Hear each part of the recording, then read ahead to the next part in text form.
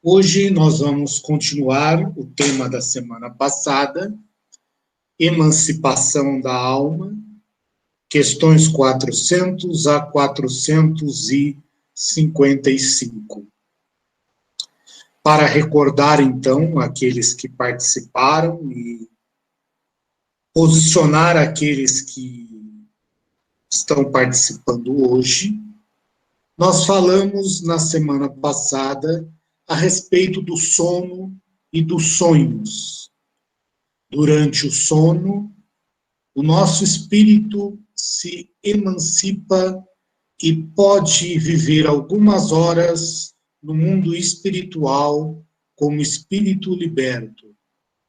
O nosso corpo físico necessita de descanso, porém o nosso espírito não necessita de descanso. Enquanto o nosso corpo descansa, nós, como espíritos, tendo afrouxado os laços que nos ligam ao corpo material, temos a oportunidade de viver algumas horas no mundo espiritual. Então, nos lembramos a respeito do sonho, que o sonho nada mais é do que uma lembrança do que o espírito viveu durante os momentos do sono do corpo físico. Então, este é o sonho. E nós temos 3 tipos de sonhos. O sonho físico, que é aquele realizado pelo nosso corpo, em que, com base nas lembranças da encarnação atual, nós criamos sonhos, nós criamos situações que nos podem trazer prazer, que nos podem castigar, né? E durante esse sono nós promovemos a limpeza também do material acumulado no nosso cérebro, aquilo que não tem muita razão, não tem muita função, o corpo vai eliminando, né? Nós já conversamos algumas semanas atrás, né, que o espírito se recorda dos acontecimentos de todas as suas vidas, mas somente aqueles acontecimentos importantes. Então, durante o sono físico, todos aqueles fatos importantes são armazenados e aqueles fatos que não têm relevância acabam sendo descartados. Depois, nós estudamos o sono reflexivo, que é um sono também gerado pelo espírito, em que o espírito mergulha profundamente em sua personalidade, vive experiências e lembranças de todas as suas vidas passadas. Situações essas que podem ser agradáveis ou traumatizantes, dependendo daquilo que o espírito está se recordando em suas lembranças, em sua memória esta cerebral. E, finalmente, estudamos o sono espírita, o sonho espírita, que é o verdadeiro sonho, que é a lembrança das experiências vividas no mundo espiritual pelo espírito quando ele se emancipa, quando ele aproveita o momento em que o corpo está descansando e pode, então, viver a vida espiritual. Lembramos que, neste caso, nós somos apenas um protagonista dos sonhos, mas o roteiro nem sempre está sob nossa direção, porque outros irmãos vão participar em espírito também deste sonho, desta emancipação. nós vamos poder encontrar espíritos amigos, vamos poder encontrar com outros espíritos encarnados, vamos aproveitar para estudar, vamos aproveitar para rever o nosso planejamento encarnatório, ver aquilo que nós estamos fazendo de errado, para quando estivermos em vigília, tentarmos corrigir, não é? Situações que nos causam embaraço, nos causam problemas durante a vigília, no momento em que estamos emancipados e podemos ver como espíritos, entendemos que aquela situação não é tão complicada, não é tão desesperadora, e podemos nos tratar de uma forma melhor, né, esse problema, e muitas vezes nós acordamos com a solução. Lembrando sempre que nós falamos na semana passada, né, que quando nós acordamos, o sonho, ele sofre a refração do corpo, porque quem sonhou foi o espírito, não foi o corpo. Então, muitas vezes nós não lembramos de nada, outras vezes nos lembramos de fragmentos, e em alguns casos, quando nos é necessário, nós lembramos com uma clareza cristalina.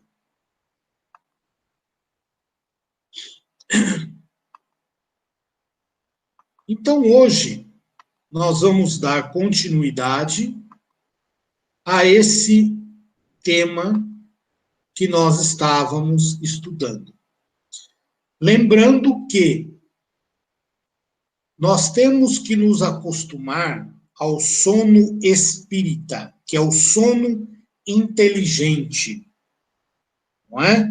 O que é esse sono inteligente?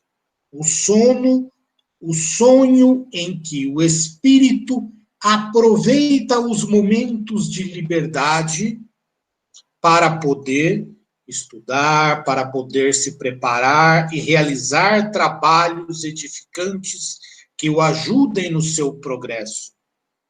Né? Falamos a semana passada, né, que nós temos que nos preparar para o sono inteligente.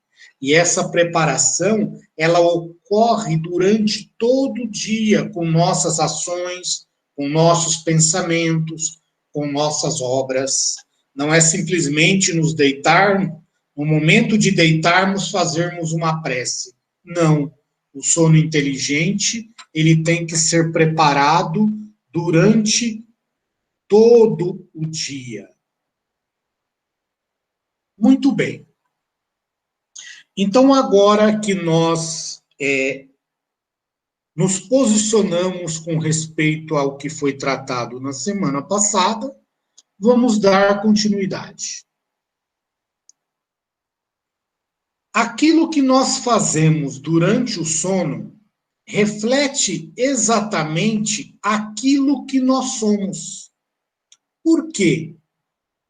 Porque durante o sono, o espírito está desligado do corpo. Ele não tem mais os entraves do corpo. Então, o espírito se revela como ele é verdadeiramente. Portanto, para que possamos, durante o sono, aproveitar para o nosso progresso espiritual, para o nosso crescimento moral, as experiências vividas no mundo espiritual, isso tem que ser preparado aqui, quando em vigília. As lembranças do sono inteligente, do sonho inteligente, são agradáveis, são interessantes, são reparadoras, porque o sono inteligente é um sono que nós aproveitamos para nos dedicar a nós mesmos. Então, nós fizemos coisas agradáveis e interessantes para nós como espírito. Já as lembranças do sono reflexivo ou do sono físico, que não é uma emancipação, que na verdade o espírito está criando aquele sonho, muitas vezes são pesadelos, dependendo da situação. Então, muitas vezes nós temos pesadelos porque nós nos lembramos de situações ruins pelas quais nós passamos, seja nessa vida ou em vidas passadas, que nos incomodam, que ainda nos fazem sofrer. Então, o nosso sonho se transforma em um pesadelo. As lembranças, muitas vezes, são desfocadas, são incoerentes, são fragmentadas, porque o sonho sofre a refração da matéria. Nós sonhamos em espírito, nós nos lembramos como espírito encarnado, então nós temos todas as limitações da matéria, porque não foi o corpo quem sonhou foi o espírito, o corpo estava dormindo.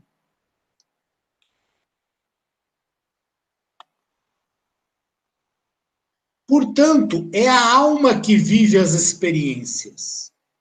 Mas no momento em que vai passar para o nosso consciente, para o nosso dia a dia, é o homem que vai compor as imagens.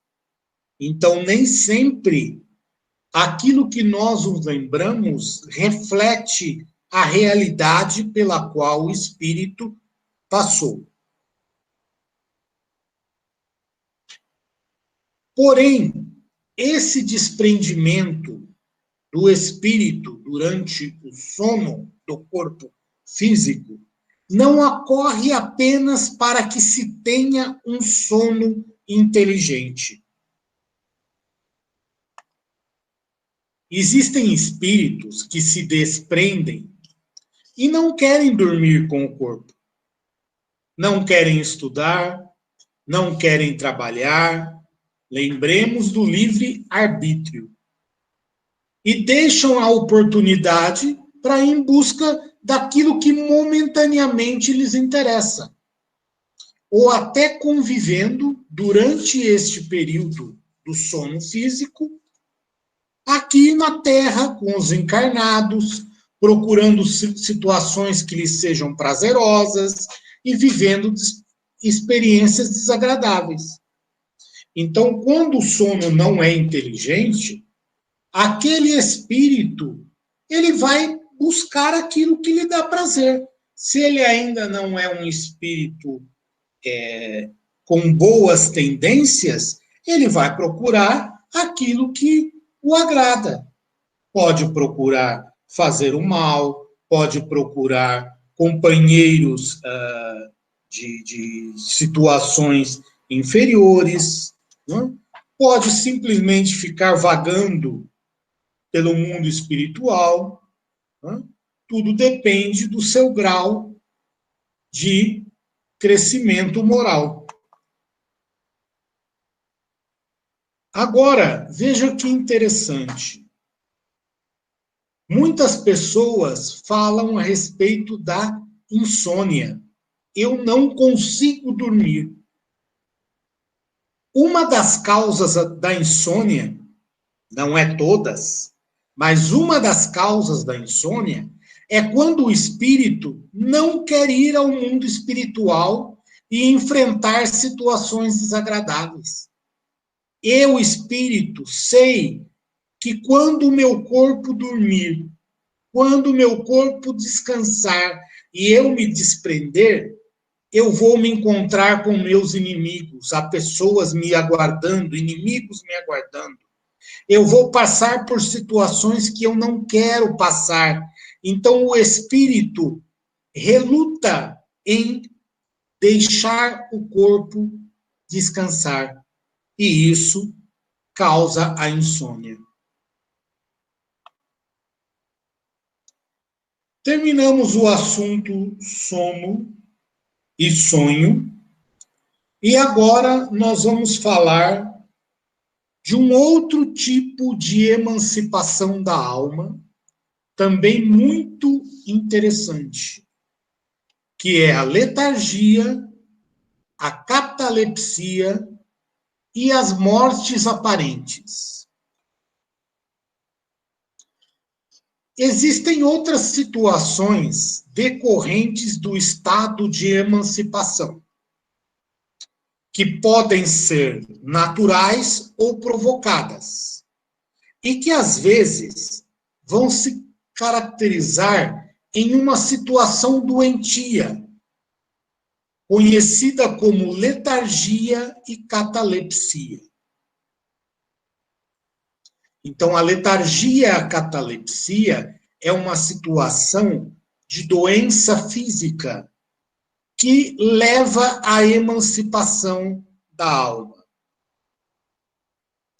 A causa comum desses dois quadros é a suspensão ou a diminuição do fluido vital no corpo todo ou em parte dele.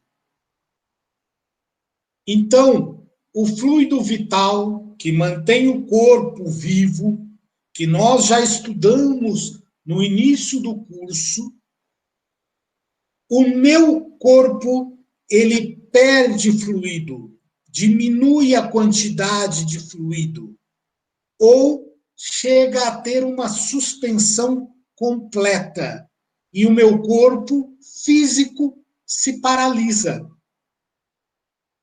Mas eu, como espírito, continuo lá, continuo vivo, porque o espírito é imortal. A letargia, ela ocorre quando há uma diminuição no fluido vital num corpo como um todo. E a situação pode se confundir com a morte. Já a catalepsia é a instabilidade, a insensibilidade em partes do corpo. Então, a causa é a mesma, a diminuição do fluido vital, a letargia no corpo como um todo, a catalepsia em partes do corpo. Ambas estas doenças têm uma causa física, que a ciência até hoje não pode explicar.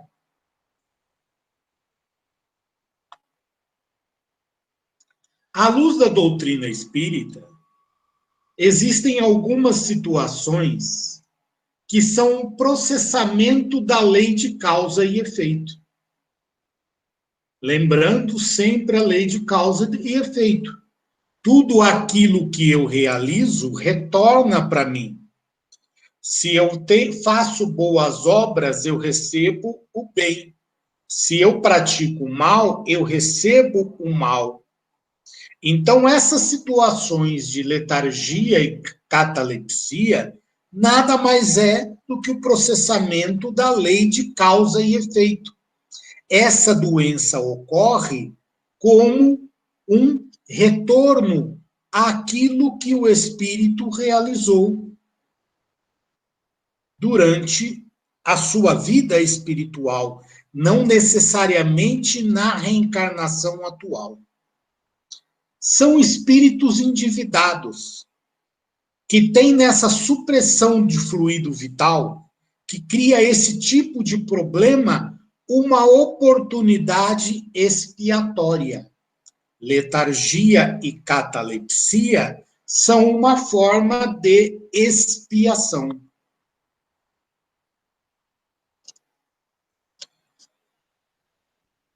Durante as crises ou os ataques, o espírito está presente ao corpo. Mas ele não pode, no caso da letargia, expressar-se ou comunicar-se através do corpo. Quem sofre a letargia, quem sofre a catalepsia, é o corpo físico, não é o espírito. O espírito está ali presente, dono de todas as suas ações. Ele vê o que acontece com o corpo e não consegue se expressar, não consegue se comunicar. No Novo Testamento, nós temos alguns casos que são considerados como ressurreição.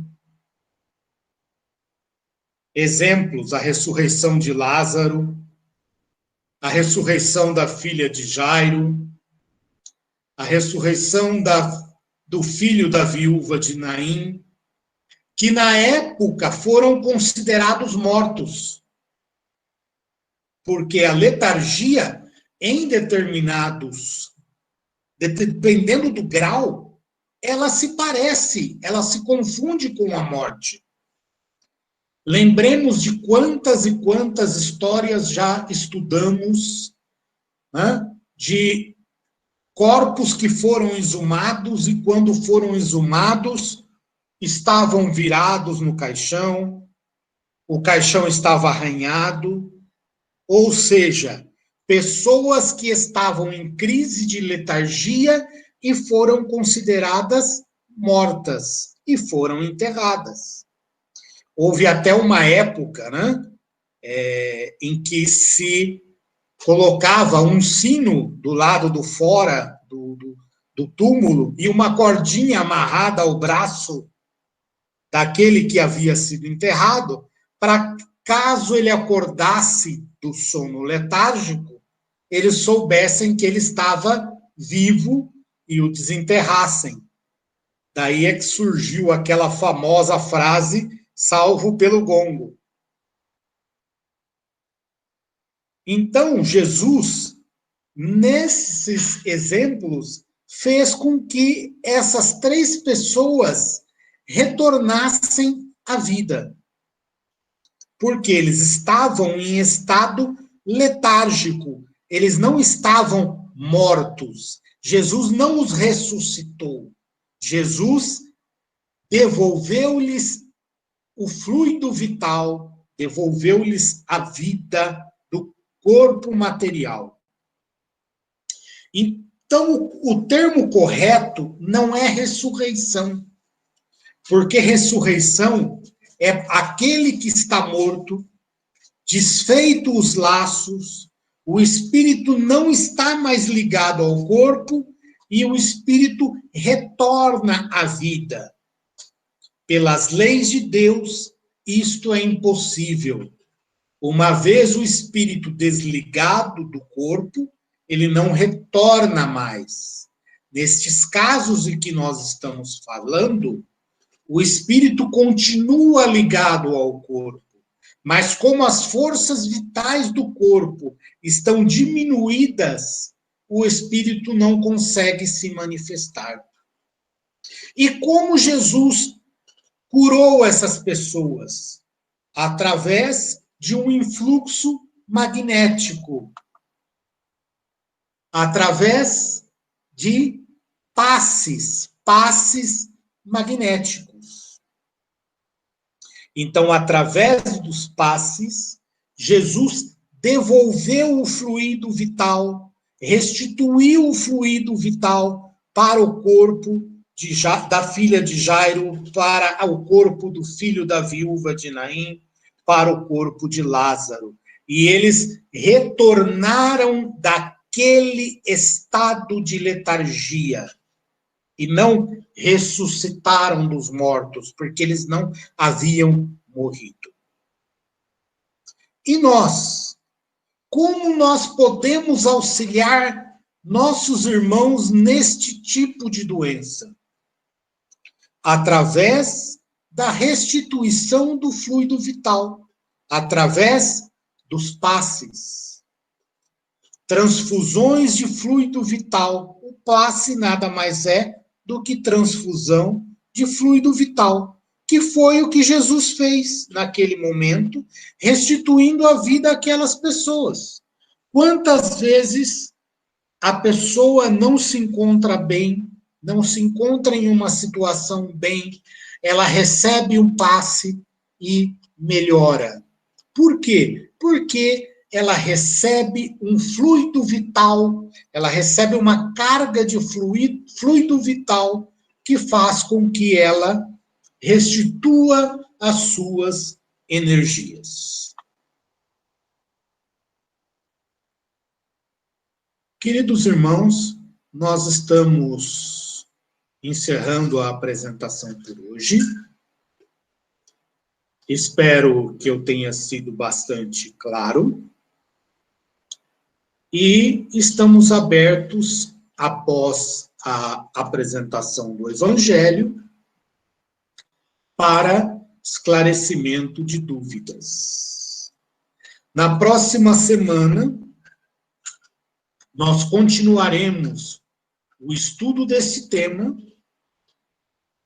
e nós vamos falar a respeito do sonambulismo, da dupla vista e do êxtase, que são outras modalidades de emancipação da alma. Agradeço muito a participação de todos.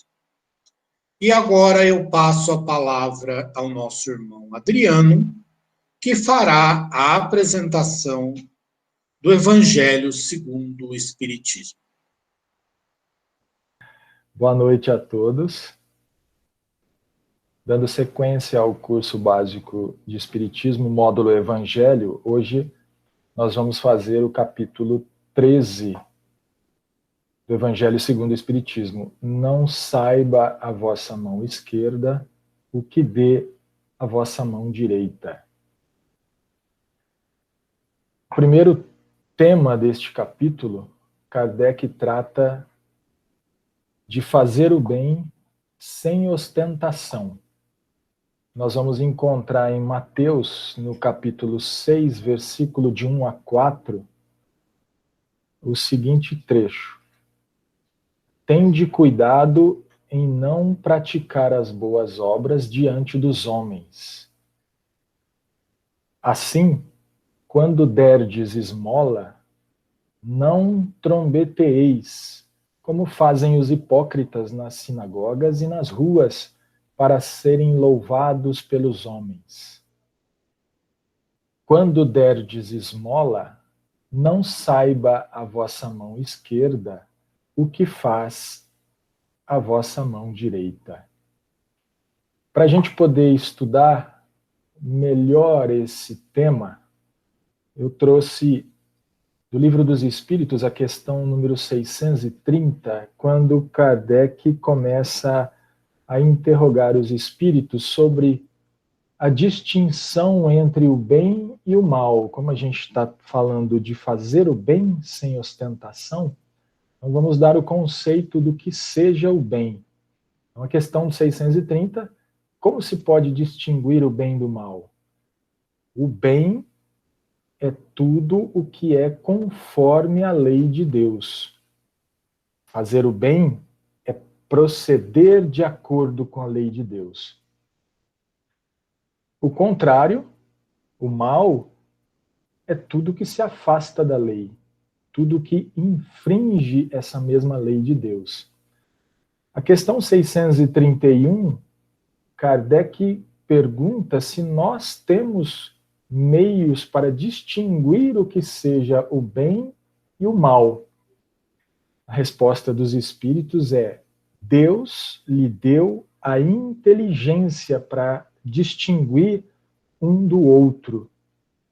Então, nós temos a capacidade de conhecer, de pensar, de raciocinar, de analisar os prós e os contras, se está de acordo com a lei, e então distinguir uma coisa da outra. Só que nessa mesma resposta, os espíritos dizem o seguinte: quando realmente acreditarmos em Deus e quisermos saber fazer essa distinção. Então não basta apenas a inteligência, porque nós sabemos que a inteligência é uma ferramenta que nós podemos fazer o que quisermos com ela.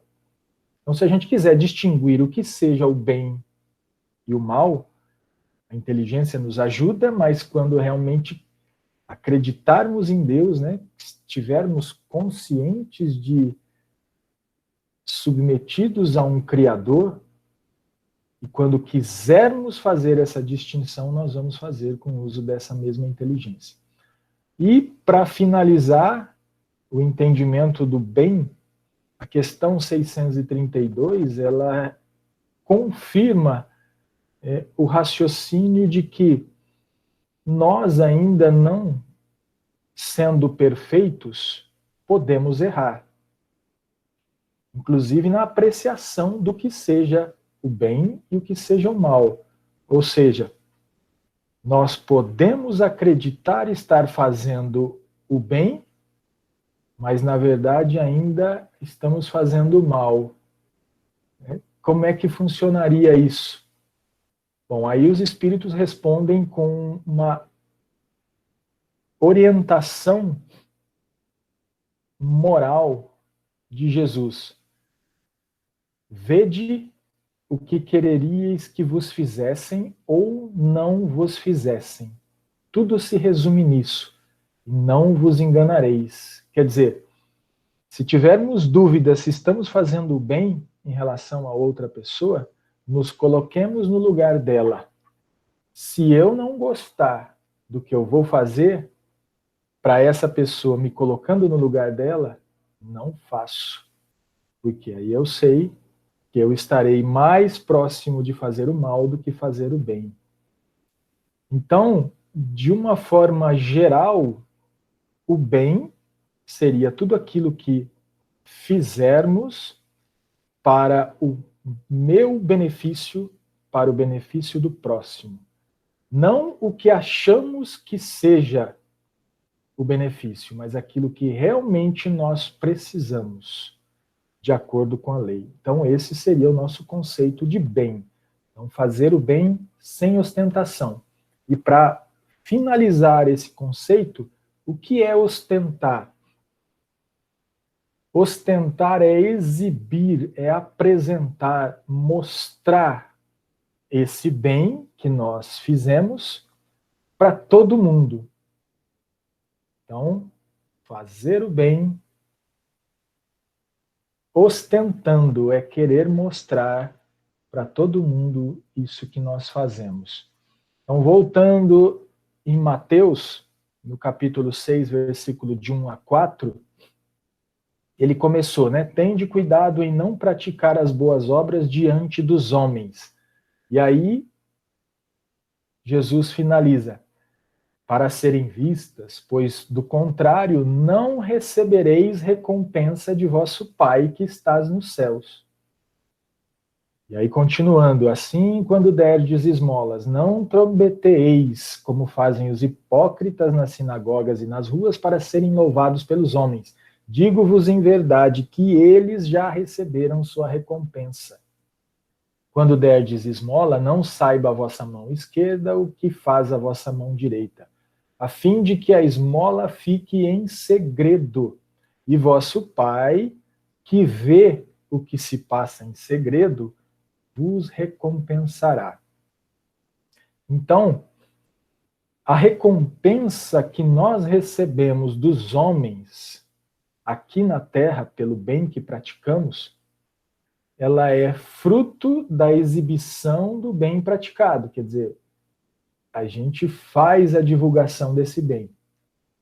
E ela tem como base em nós um sentimento que nós denominamos de orgulho, que ainda está presente em todos nós, mais ou menos. Esse orgulho, ele neutraliza o mérito do bem praticado, pois nos caracteriza ainda como seres ainda não perfeitos, neutralizando assim o mérito da recompensa de Deus através das suas leis. Ou seja, então, embora a gente já consiga fazer o bem, o fazemos pensando primeiro em nós, sem humildade, sem abnegação, sem desinteresse. Então, como o próprio Jesus nos ensina, a recompensa que nós estamos tendo já é o reconhecimento dos homens, né? Afagando fazendo massagem no nosso ego. Então nós não teremos o direito de receber a recompensa de Deus. Mas como nós estamos refletindo aqui, e tudo isso tem como causa um sentimento de orgulho que neutraliza o efeito do bem que eu já consigo praticar. Por isso que Jesus, então, nos ensina: não saiba a vossa mão esquerda o que faz a vossa mão direita. Ou seja, fazer o bem sem ostentação. Não fazer o bem, ou não ostentar o bem realizado, já é um grande mérito. Então, se a gente tiver o cuidado de todas as vezes que eu for fazer o bem para alguém, eu não ostentar esse bem, já é um mérito. Eu já estou conseguindo trabalhar em mim esse sentimento de orgulho, né, de que as pessoas vão me elogiar por eu ter feito aquilo. Então, eu não preciso dessa recompensa. Mas a lição, Kardec nos ensina que mais meritório do que não ostentar é ocultar a mão que dá. É eu fazer de tudo para que ninguém veja o que eu estou fazendo, o bem que eu pratico. E essa é uma marca incontestável de uma grande superioridade moral. Porquanto, encarar as coisas de mais alto do que faz a maioria das pessoas, importante se torna abstrair da vida presente, né, da vida normal, e nos identificarmos com a vida futura. Numa palavra, colocar-se acima da humanidade, para renunciar à satisfação que vem do testemunho dos homens e esperar a aprovação de Deus. Não saber a mão esquerda o que dá a mão direita é uma imagem que caracteriza admiravelmente a beneficência modesta. Quando a gente está falando de fazer o bem sem ostentação, a gente está falando da beneficência, da caridade, que começa desde a caridade material, se eu tenho condições de fazer, até a caridade moral, que todos nós temos a condição. A beneficência modesta, ela não faz pesar os seus benefícios sobre aquele que os recebe.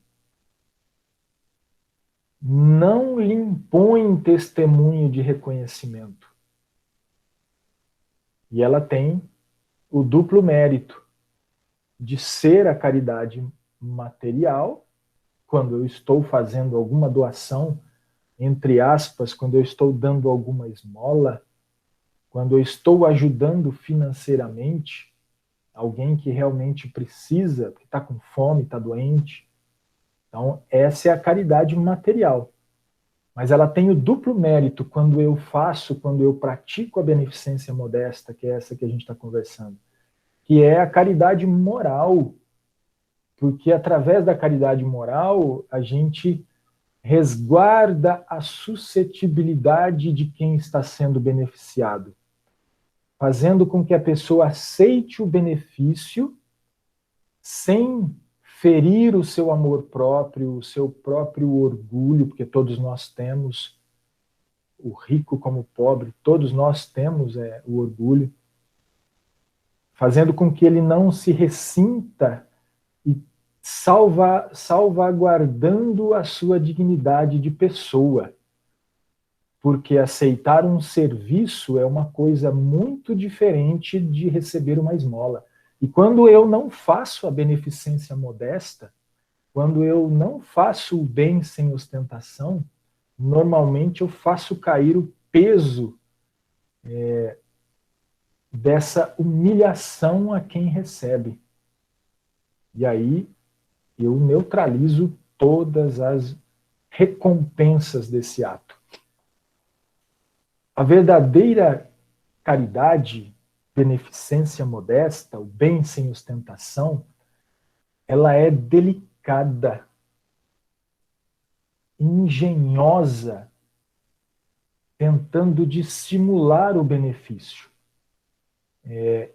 evitando até as simples aparências que são capazes de melindrar as pessoas, dado que todo atrito moral aumenta o sofrimento que se origina da necessidade. Se a gente se colocar numa situação de necessidade, principalmente as necessidades sociais, né, que se originam do recurso financeiro, o quanto é difícil reconhecer nessa necessidade e o quanto é difícil aceitar esse tipo de auxílio, justamente por conta desses detalhes que nós estamos colocando. Então, o verdadeiro cristão caridoso que pratica a beneficência modesta, que faz o bem sem ostentação, ele sabe encontrar palavras brandas e afáveis que colocam o beneficiado à vontade na sua presença. Adquire toda a sublimidade quando esse mesmo benfeitor ele faz com que a situação se inverta de papel, acha meios de figurar como beneficiado diante daquele a quem presta o serviço. Ele faz a coisa parecer que ele está sendo ajudado. É o que significa exatamente essas palavras do Cristo: não saiba a mão esquerda o que dá à direita. Nas grandes calamidades da vida humana no planeta Terra, a gente percebe que a caridade, as pessoas, de uma maneira geral, se emocionam e nós conseguimos detectar impulsos generosos no sentido de reparar esses desastres. A gente vê isso muito claramente nas televisões, né, nas reportagens, quando acontecem grandes desastres no planeta. Olha que interessante. Observamos impulsos generosos. Não é ainda a caridade modesta, porque normalmente a gente se movimenta só nessas situações. Então, nesse capítulo, Kardec traz para a gente uma situação que acontece todo dia, que são os infortúnios ocultos. A gente não estava falando agora há pouco da grande dificuldade da gente se reconhecer necessitado de algum tipo de ajuda e da grande dificuldade de receber essa ajuda, material principalmente falando, porque temos ainda dentro de nós um sentimento de orgulho que dificulta tudo isso. Mas esse capítulo traz para a gente a situação dos infortúnios ocultos, milhares de desastres particulares que nos passam desapercebidos diariamente em todos os locais do planeta. Então, a verdadeira generosidade, os verdadeiros cristãos, as pessoas que praticam a beneficência modesta, fazem o bem sem ostentação, eles estão trabalhando a todo momento e a gente nem percebe, a gente nem fica sabendo. E quem é ajudado recebe o auxílio sem perceber que está recebendo o auxílio, sem humilhação. A verdadeira generosidade sabe descobrir todos esses desastres sem esperar que peçam assistência, porque essas pessoas não têm coragem de pedir ajuda na maioria dos casos. Então, a verdadeira generosidade vai buscar, vai tentar descobrir todas essas situações para ajudar, sem esperar retribuição. Nesse capítulo, nós temos também a passagem do óbolo da viúva. Quem não se lembra dessa passagem, o óbolo da viúva de Jesus,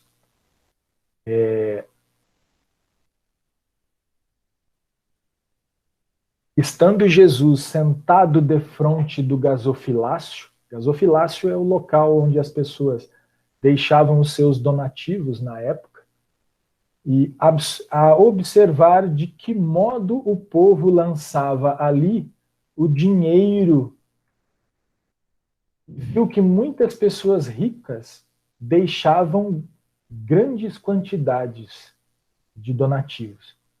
E nesse momento veio também uma pobre viúva que apenas deixou 2 pequenas moedas do valor de 10 centavos cada uma.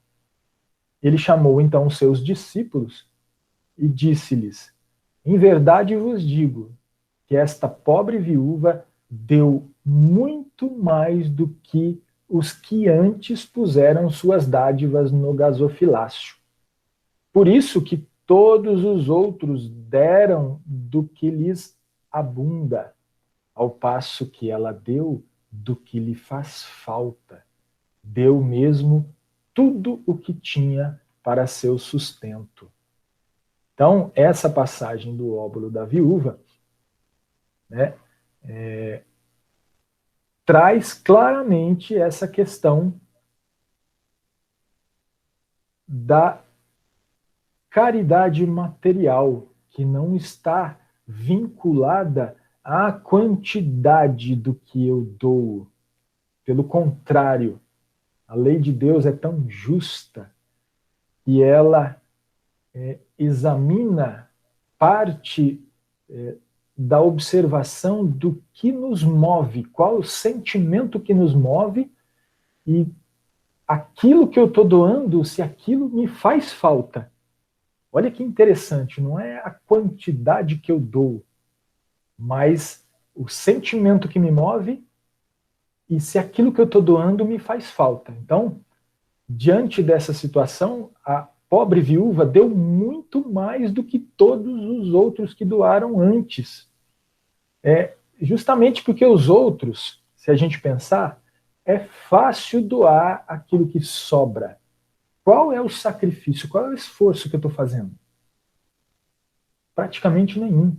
Ao passo que a viúva deu daquilo que lhe fazia falta, mesmo tudo que tinha para o seu sustento. Às vezes era o que tinha para ela comprar alimento dentro de casa, mas ela foi e doou. Né? Essa lição mostra que toda segunda intenção anula o mérito da ação, visto que com a verdadeira caridade, o verdadeiro cristão, a beneficência modesta, fazer o bem sem ostentação, o homem pensa nos outros antes de pensar em si. E aqueles cuja intenção está isenta de qualquer ideia pessoal, nós devemos nos consolar da impossibilidade em que nós nos encontramos de fazer todo o bem que desejaríamos no sentido material. Exatamente pelo ensinamento de Jesus. Deus vai analisar o sentimento que nos move e se aquilo que eu estou dando, que eu estou doando, realmente me faz falta ou não. Essa é a medida de Deus. Então, se eu não tenho nada para doar materialmente, eu não preciso me preocupar em ter que fazer doações materiais. Mas aquilo que eu puder doar, e às vezes ultrapassar o que eu poderia, Isso está sendo levado em consideração e vai estar mostrando, primeiro, o sentimento que me move e também o sentimento do desapego, do saber que eu não estou sozinho, que Deus cuida de todos nós e que nós, o mínimo que eu estou fazendo pode estar ajudando aquele que tem menos do que eu. Mostra, como a gente viu agora há pouco, uma ligação muito mais forte de quem faz isso com o mundo espiritual, com a vida futura, do que exatamente com a vida material que vivemos hoje, que é transitória. Nessa passagem, Kardec também traz uma lição com o título Convidar os pobres e os estrupiados. Então, Jesus fala que quando quiser fazer um jantar na sua casa, uma imagem, né, um sentido figurado, um jantar ou uma ceia, para a gente não convidar os nossos amigos, nem os nossos irmãos, os nossos parentes, os vizinhos, né, que forem ricos, porque para que em seguida não vos convidem a seu turno e assim se retribuam o que de vós receberam. Olha que interessante. Ao contrário, se a gente fizer, quando a gente der um festim, vamos tentar convidar os pobres, os estrupiados, os coxos, os cegos. E aí Jesus nos diz, né, sereis ditosos por não terem eles os meios de vos retribuir. Por isso, será retribuído na ressurreição dos justos. Né? Então, o âmago do pensamento de Jesus, nessa passagem, se revela exatamente nessa frase, ó, sereis ditosos por não terem eles os meios de vos retribuir. Quer dizer que não se deve fazer o bem tendo em vista uma retribuição, mas tão só pelo prazer de o praticar. Então, no sentido literal, ficaria um pouco complicado, né? Eu vou fazer uma festa em casa, não vou chamar os meus amigos, os meus parentes, as pessoas que eu gosto. Mas se a gente, mesmo ao pé da letra, nós vamos encontrar em nós situações em que a gente vai fazer esse tipo de coisa esperando retribuição. Eu vou convidar os ricos, porque eu sei que quando ele fizer, ele vai me convidar também. Então, anula o mérito da ação. Se eu estou querendo fazer o bem, eu não devo nunca pensar em retribuição. Por isso ele traz essa imagem forte para a gente pensar. Nós temos também uma lição que trata exatamente, como a gente já comentou, da caridade material e da caridade moral. Bom, a caridade material a gente já viu bastante ali sobre o óbolo da viúva e de quais são as nossas possibilidades, né? Eu não preciso me preocupar com a quantidade do que eu dou, porque Deus está analisando o que me move, o sentimento, e se aquilo que eu estou doando me faz falta, quer dizer, o desapego, né? A abnegação em relação à minha pessoa. Mas em relação à caridade moral, que é o que nos toca mais profundamente nesta vida, trazendo exatamente o conceito de Jesus, né? Amemo-nos uns aos outros e façamos aos outros o que quereríamos nos fizessem eles. Né? Então, toda religião, toda moral se acham encerradas nestes dois preceitos. Se fossem observados neste mundo, todos nós seríamos felizes. Não existiriam mais ódios nem ressentimentos.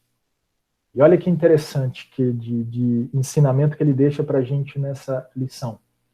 A caridade moral consiste em se suportarem umas às outras as criaturas. Essa é a parte mais difícil da vida. Às vezes não é a dificuldade moral, não é a dificuldade material, a condição social.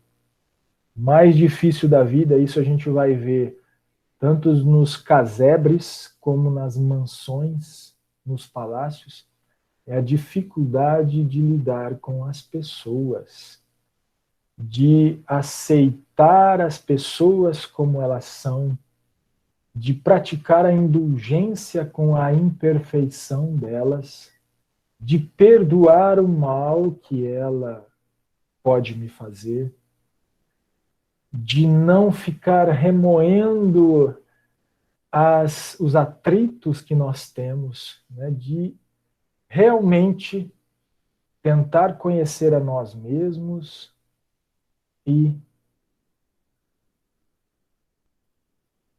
através de um sentimento que não vai dar tempo da gente ver hoje, porque falta 1 minuto para terminar, através da piedade, que eu vou deixar de estímulo para quem quiser ler em casa, a gente vai falar na semana que vem também sobre esse sentimento, essa virtude que é a piedade. Tá bom? Então, sobre fazer o bem sem ostentação, é essa a mensagem do capítulo 13. Não saiba a mão esquerda o que dá a vossa mão direita.